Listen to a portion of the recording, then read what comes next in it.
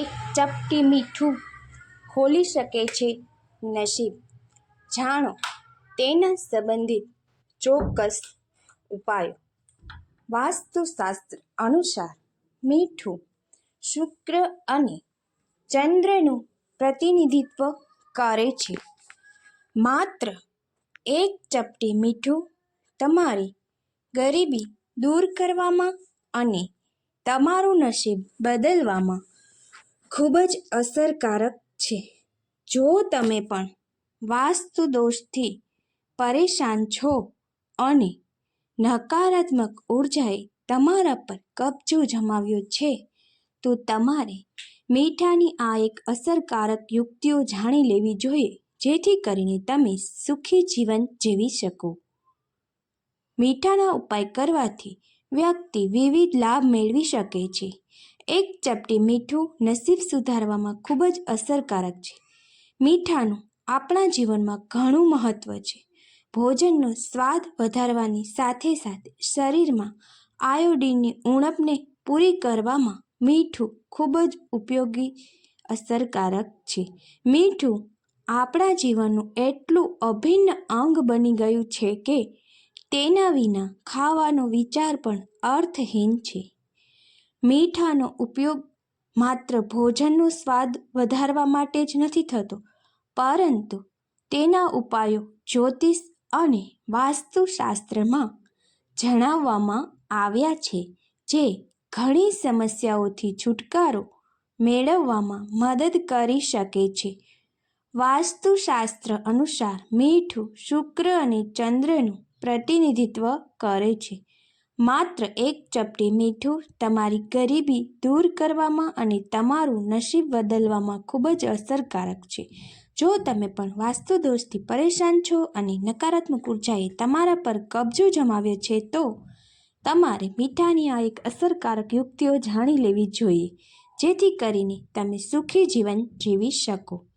બજારમાં ઘણા પ્રકારના મીઠા ઉપલબ્ધ છે, જેમ કે બ્લેક સોલ્ટ, રોક સોલ્ટ, દરિયાઈ મીઠું અને સાદું સફેદ મીઠું વગેરે. કેટલાક લોકોના મતે મીઠાને રાહુનું પ્રતીક પણ માનવામાં આવે છે. ગ્રહો અને નક્ષત્રોની ખરાબ સ્થિતિને કારણે વ્યક્તિની આર્થિક, માનસિક અને શારીરિક સ્થિતિ પર ખરાબ અસર પડે છે. જ્યોતિષમાં મીઠાના કેટલાક એવા ઉપાય જણાવવામાં આવ્યા છે, જેના ઉપયોગથી ગ્રહોને શાંત કરી શકાય છે. મીઠાના ઉપાય કરવાથી વ્યક્તિ વિવિધ લાભ મેળવી શકે છે. એક ચપટી મીઠું નસીબ સુધારવામાં ખૂબ જ અસરકારક છે. આ રીતે નકારાત્મક ઉર્જા દૂર કરો. જો તમે ઘરમાંથી નકારાત્મક ઉર્જા દૂર કરવા માંગો છો, તો પાણીમાં એક ચપટી મીઠું ભેળવી અઠવાડિયામાં 2 વાર ઘર સાફ કરો. આમ કરવાથી ઘરની નકારાત્મક ઉર્જા સમાપ્ત થાય છે અને સકારાત્મક ઉર્જા આવે છે.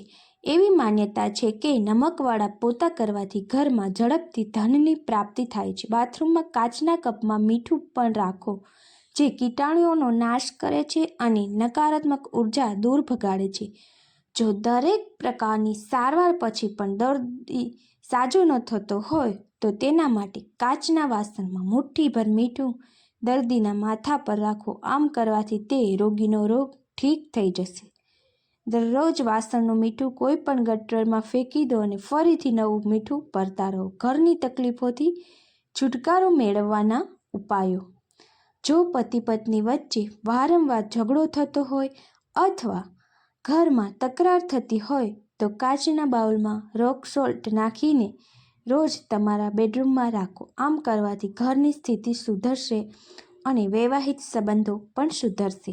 તમારા બેડરૂમના ખૂણામાં અખ્ખારોક મીઠાનો ટુકડો રાખવાથી પતિ પત્ની વચ્ચે પ્રેમ વધે છે. ગરીબી દૂર કરવા માટે શાસ્ત્ર અથવા મીઠાના ટોટકા ખૂબ જ અસરકારક છે.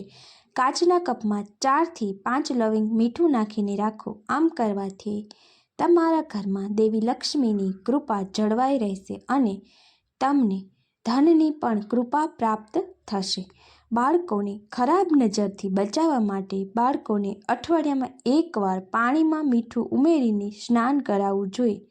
જો તમે તમારા તમામ પ્રયાસો પછી પણ આર્થિક સંકટમાંથી મુક્તિ મેળવી શકતા નથી, તો એક ગ્લાસમાં પાણીમાં મીઠું મિક્સ કરીને ઘરની દક્ષિણ-પશ્ચિમ દિશામાં રાખો. દર 15 દિવસે આ ગ્લાસમાં પાણી બદલતા રહો. તેનાથી ઝડપથી આર્થિક સંકટમાંથી તમને છુટકારો મળશે. જય માતા.